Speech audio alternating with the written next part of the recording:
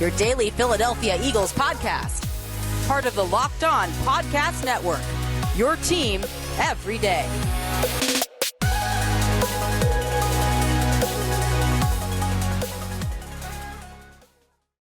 What's going on, Eagles fans? Welcome into another edition of your daily Philadelphia Eagles podcast. It's Locked On Eagles, as always, part of the Locked On Podcast Network, your team every day. We thank you for making Locked On Eagles your first listen each and every day. This is a Wednesday edition of the show, but we also have a show every Monday, Tuesday, Wednesday, Thursday, and Friday, wherever you get your podcasts, as well as on YouTube and on Twitter at Locked On Birds, at DiBiase, LOE, and at GC24_football. This episode of Locked On Eagles is brought to you by McDonald's, proudly serving communities since 1965. McDonald's has always been more than just a place to get tasty, affordable food. It's an official community center. A big thank you to our friends at McDonald's for always being there. I'm loving it. This is a Wednesday edition of LOE, and what we're going to get into today, since it is kind of the halfway point of the 2021 NFL season. Normally it's, 8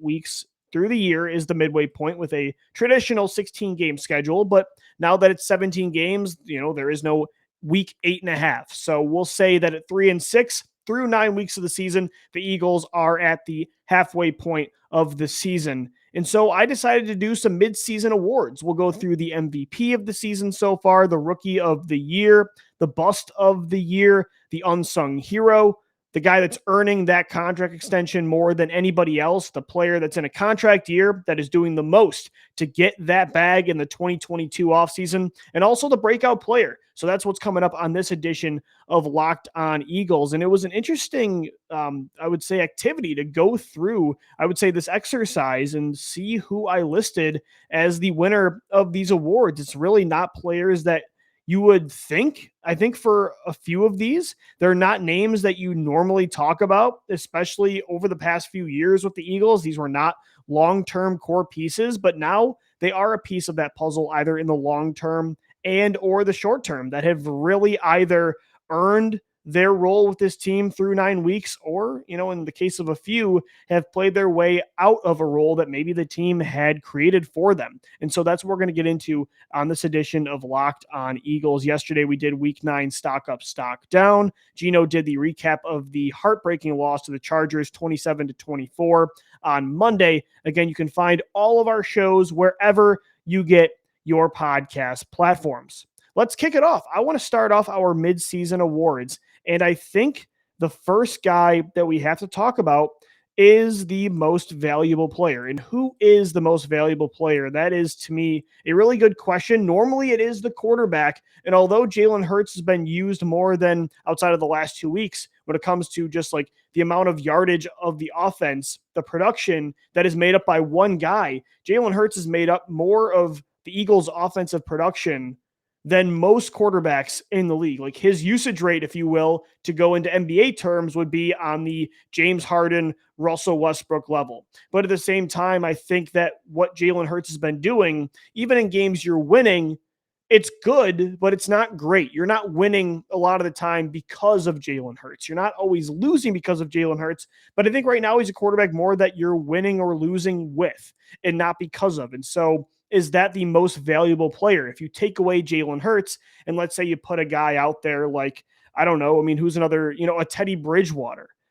Is this team where they are right now? Probably. Are they maybe even better? I'm not sure. So while Jalen Hurts hasn't been holding this team back to a certain level, I don't think he's been the Jenga piece of this team. Like, if you take away Jalen Hurts, they're just not the same. And suddenly they're an 0-9 team, or they're a 1-8 team. I don't think he is the MVP. To me right now, the MVP is on the offense still, but it's in the middle of the field on the offensive line. It's Jason Kelce. I think Jason Kelce has been the most valuable player to the Philadelphia Eagles so far through 9 weeks. It's going to be a sad day when Jason Kelce finally retires, because he is still at the height of his powers and his abilities as one of the best centers, one of the best offensive linemen in football. And he's been that player for a decade now. He's still, right now, he's the second highest graded center in the NFL, according to Pro Football Focus. And it's not just about the effectiveness when he's on the field, it's the fact that he's always on the field. There's so many coaches that say the best ability is availability. And while everybody else on the offensive line has gotten hurt, Jordan Mailata, Isaac Seumalo, Brandon Brooks, Lane Johnson. Don't want to say Lane Johnson got hurt, but he was dealing with some mental health issues that kept him out of the lineup. Everybody has missed time except for Jason Kelce. And yet, this offensive line hasn't skipped a beat.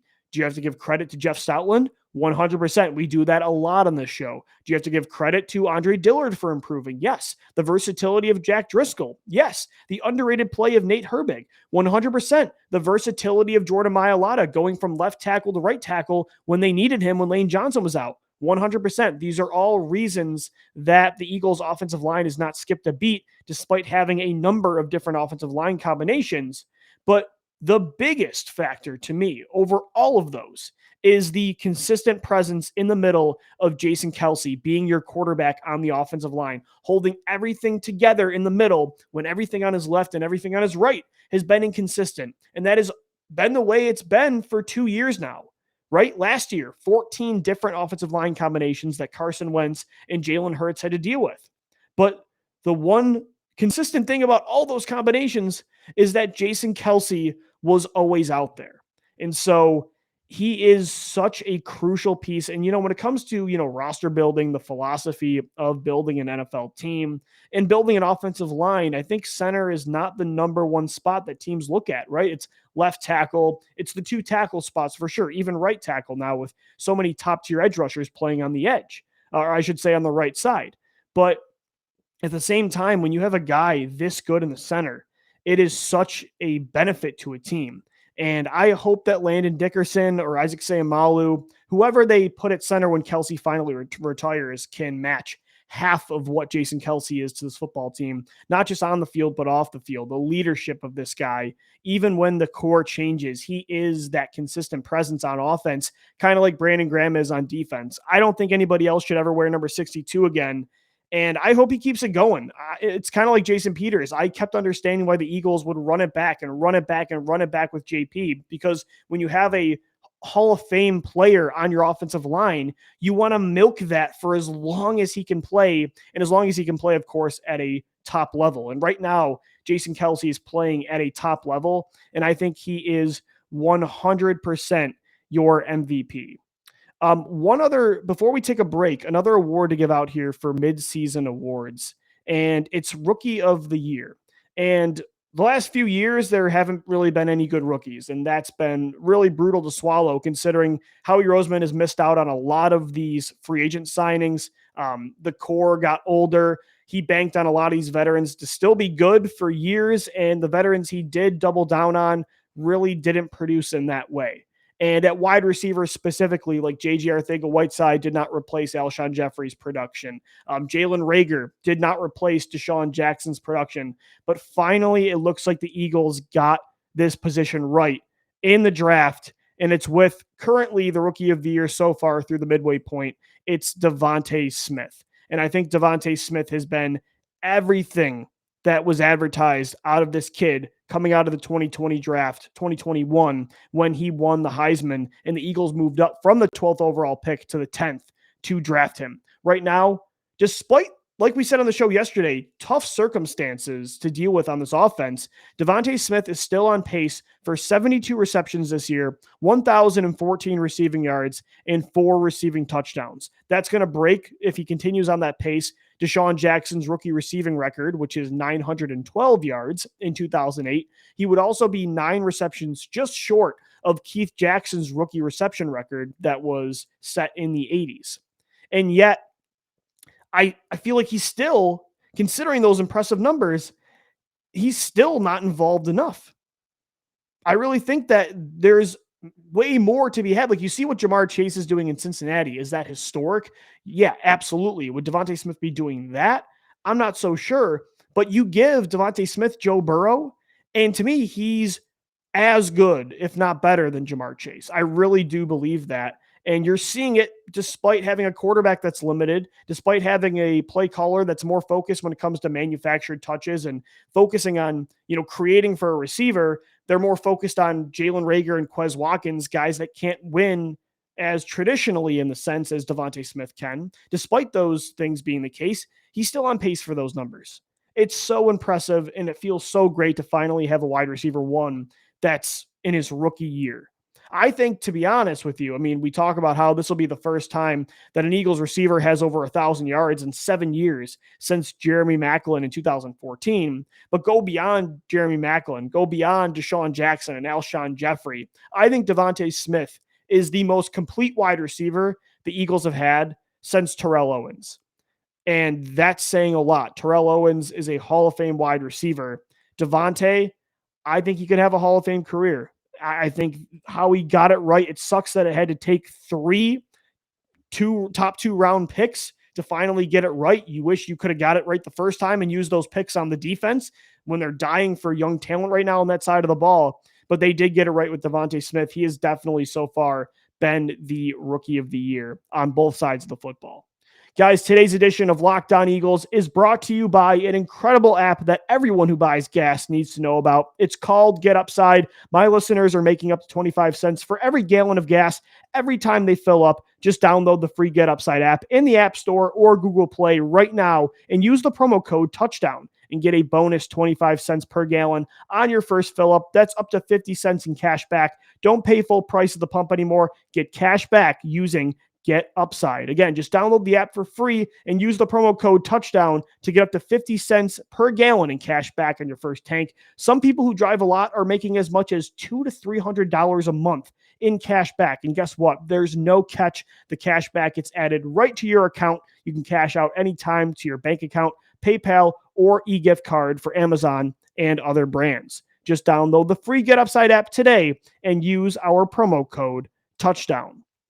This is Locked On Eagles, guys. Louis DiBiase joining you on this Wednesday edition of the show. We're doing mid-season awards, and we so far have done two players that have won awards on the offensive side of the football. I think center Jason Kelce has been the MVP so far of the early 2021 season, and I think the rookie of the year, although Landon Dickerson has been on a clinic the last few weeks at left guard, although Kenneth Gainwell did some really good things early on in the season as, the number 2 behind Miles Sanders. Although you have seen some great things out of those other rookies and you've seen, some flashes out of Milton Williams, none of them have matched the value and the production so far of wide receiver Devontae Smith, who's definitely the rookie of the mid-year point so far in 2021. Let's continue these awards. Let's keep it going with, to me, the bust of the year so far. And you hate to say it, but it's the case. Considering the high hopes we had for him in training camp in the preseason, he was having an incredible camp, an incredible summer, making highlight reel plays. He's a former first-round pick. You're thinking, okay, with Devontae Smith now in-house, the pressure is off of him. He can be your, 2017 Nelson Aguilar, Jalen Reagor, right? That was kind of the potential for him. And that has not been the case at all for Jalen Reagor. Again, it's like, I don't know. Getting Devontae Smith and Quez Watkins makes it a lot easier to swallow how bad Reagor has been, but that doesn't make this pick any less awful. 2 years in a row, this team picked a bust at this position with a bunch of studs around him at wide receiver going behind him, right? Brandon Ayuk was for the taking. Justin Jefferson was for the taking. I think Laviska Shenault's been disappointing this year in Jacksonville, but I think he's better than Jalen Reagor. T. Higgins went behind him. KJ Hamler, when healthy, has been better than Jalen Reagor. They have, he's not even what Mecole Hardman is for the Chiefs. And again, with Devontae Smith's presence in Philadelphia now, we talk about it all the time, how the expectations in the role could change for Reagor, and that could help him be more productive for this football team. And yet, he hasn't even been that for you.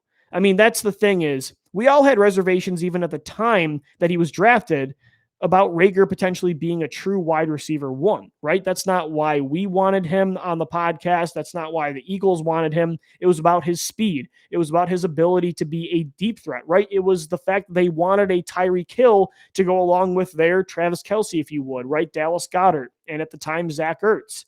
But even a guy that could just produce chunk plays, maybe a one-trick pony in that sense, someone with this speed is not even doing that. So not only is he not becoming a complete wide receiver, which you would want out of a first round pick, but he's not even performing in the area that's supposed to be a strength, which is explosive plays, run after the catch ability, deep yardage. It's been non-existent. It's been all Devontae Smith, Quez Watkins, and heck, even Dallas Goedert in that area. For someone with that kind of straight line speed, you would expect much more in that area out of Reagor, but he's averaging among the lowest yards per reception among all qualifying receivers in 2021. And I think the other issue is, too, when it comes to that lack of explosive ability. Number one, he just can't really separate down the field consistently. Number two, it kind of goes hand in hand with that inability to separate.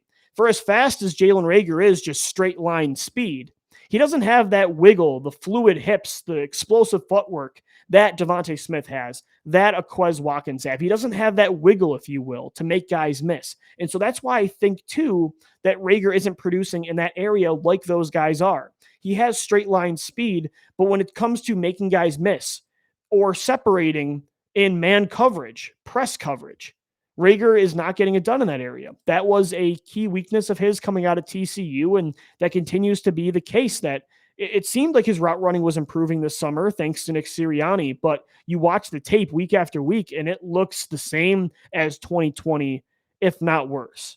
So to me, unfortunately, for 2 years in a row, this team just totally botched the wide receiver position, and it's why they had to make up for it again and take Devontae Smith. But Jalen Reagor is definitely, to me, so far, the bust of 2021. And there's still time. Some receivers take a while. Nelson Aguilar took until year 3 in 2017. But again, I said it yesterday on the show, the difference is the first 2 years with Nelly, he was in a role that he just wasn't fit for as an outside X wide receiver.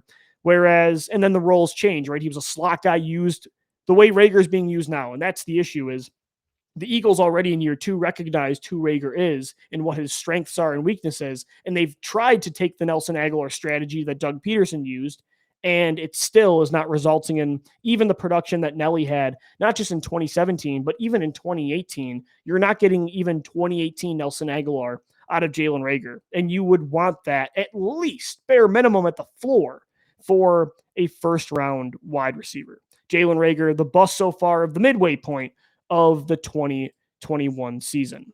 Let's go to another award here before we take a break and head into segment 3. It's the Unsung Hero Award, and it goes to offensive lineman Jackriscoll. And I was going to maybe give it to, I was going back and forth. It was between Jackriscoll and it was between two linebackers, actually, Davian Taylor and TJ Edwards. But I talked so much about Taylor and Edwards in Stock Up, Stock Down yesterday that I thought it was a good time to give the spotlight to Jackriscoll in his second year as an offensive lineman. Considering what they've asked him to do, Jackriscoll has exceeded expectations as a late 4th round draft pick. Jackriscoll, I think Mike Kay of NJ.com said it best when he compared Driscoll in his role to what Halapuli Vaitai used to mean for this team. He is that new swing offensive lineman that we need help at right guard.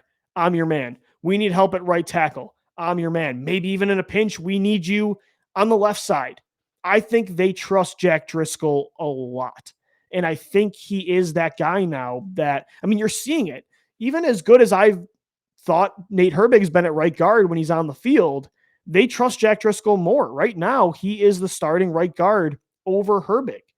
And it's not just right guard, though. They've asked him to go to right tackle. Throughout the last 2 years, the amount of times he's gone back and forth from right tackle to right guard, and the fact that Driscoll still has a certain floor of consistency to his play for a player that young, to put all that on his plate, It's impressive that he's doing as well as he is. I mean, it's not easy. Look at Andre Dillard, a first round talent.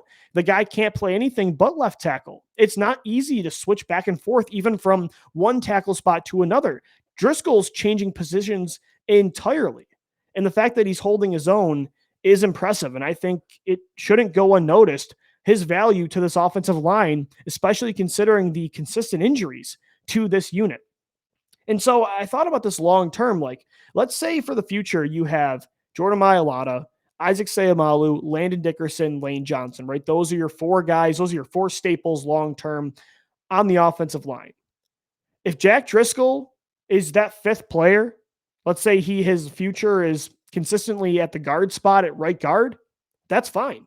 Jack Driscoll is your fifth guy on an offensive line is fine. Is he Brandon Brooks? Will he ever be Brandon Brooks? I don't think so. Does he have the upside of a Landon Dickerson or heck, even an Andre Dillard? No.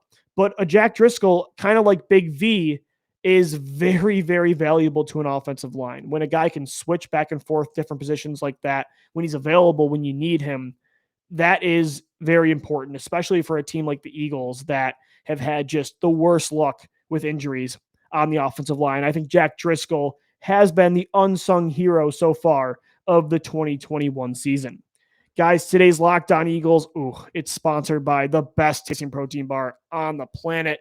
It's Built Bar, guys. These things are incredible. It's a protein bar, but it's in candy bar form. If you haven't tried a Built Bar by now, you're missing out. They say it's a protein bar, but like I said, it does not taste like one. You have to try one of these amazing bars yourself to believe it. Most protein bars, they're chalky, they're waxy, just plain hard to choke down, right? Well, a Built Bar is soft. It's covered in 100% real chocolate. And when you bite into it, you know you're eating something different. The best part of it, it tastes like a candy bar, but health-wise, it's on the opposite end of the spectrum. It's low in carbs, it's low in calories, low in fat, low in sugars, and high in protein. So all the healthy benefits on top of just being purely delicious. So many flavors as well. That's the one other great thing about Built Bar. Well, there's so many other great things about it, but they've got coconut, raspberry, mint brownie, coconut almond, salted caramel, double chocolate, cherry barcia, something for every taste bud. And this month, Built is coming out with new limited time flavors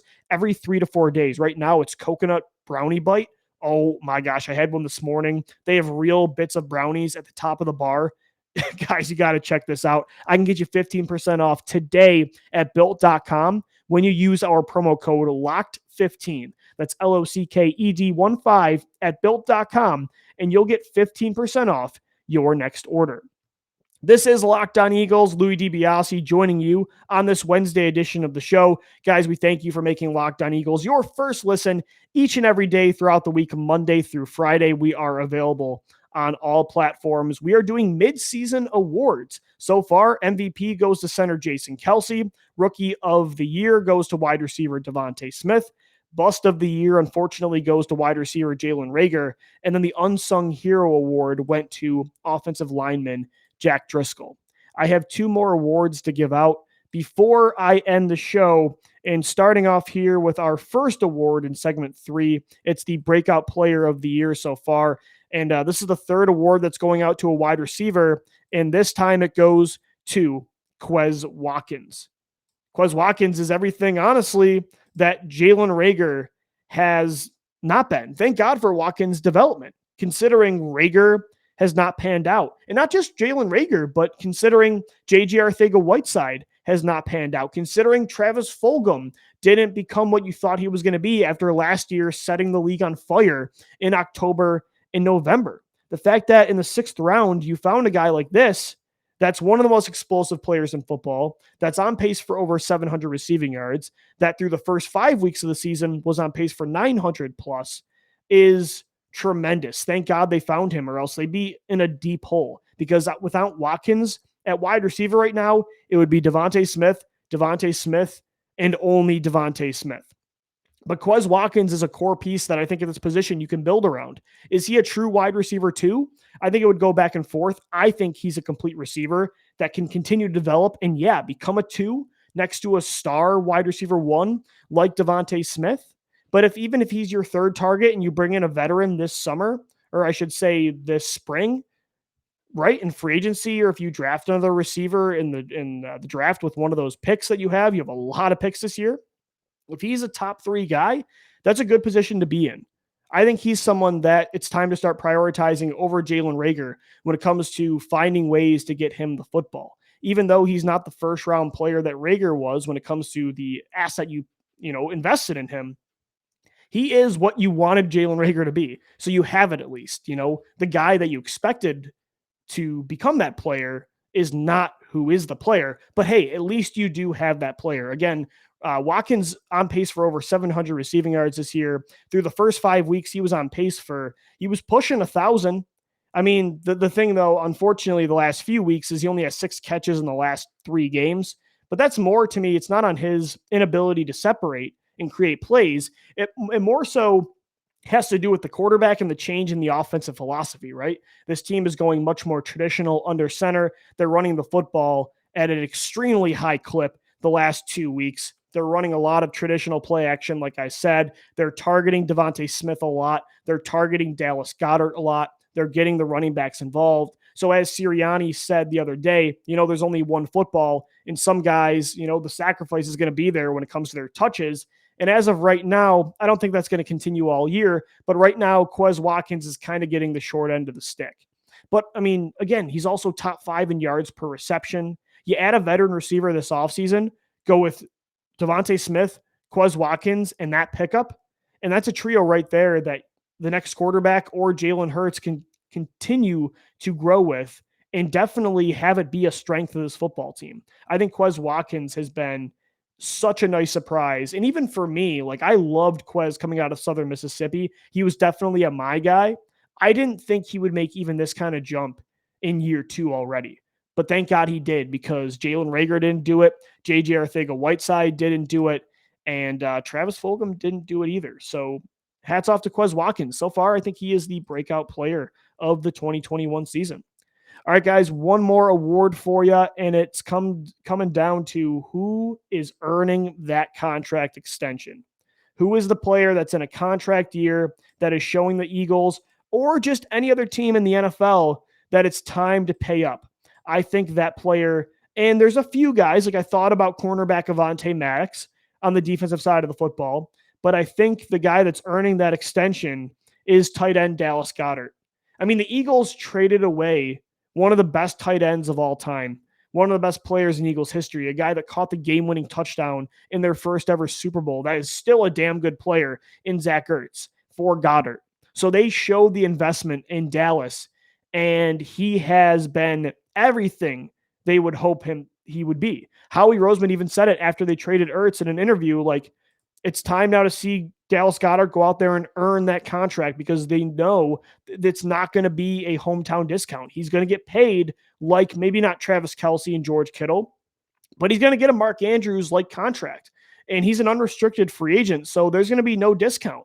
The Eagles are going to have to pay up, and I think they should pay him whatever he wants. He's on pace for an 800-yard season right now. Since week 7, Goedert has the 3rd most receiving yards for a tight end with 185. He's second in the NFL for tight ends in yards per catch with 15.42.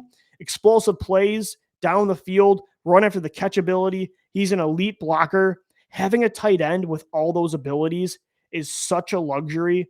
And again, considering the unknown still at the wide receiver position and even the running back position as well, it's really nice to know you have a security blanket in Dallas Goedert that also doesn't just offer, the secure play moving the chains, but he offers the explosive play. That's an all-around weapon that could justify a contract like Travis Kelce got or like George Kittle got, a wide receiver-like contract that goes to a tight end. Zach Ertz, for as good as he was, he didn't really offer that part of being a tight end. The explosive plays, the run after the catch ability on top of being an elite blocker. The production was there, but production isn't just always production. How you're producing does matter too, at least when it comes to the money you're investing in him. Like if you're going to pay a guy top wide receiver money or really good wide receiver 2 money, he's got to be able to do a lot of things that a wide receiver could do. And Dallas Goedert can do that. And I think so far he's the player the most I mean, especially Avonte Maddox is there. Derek Barnett's not earning that contract at all.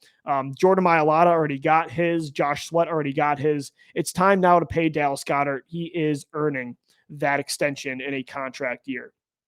Guys, that's going to do it for this edition of Locked On Eagles. Once again, we thank you so much for making Locked On Eagles your first listen each and every day, Monday through Friday. We are available on all podcast platforms as well as on YouTube and on Twitter at Locked On Birds, at DBLCLOE, and at GC24_football.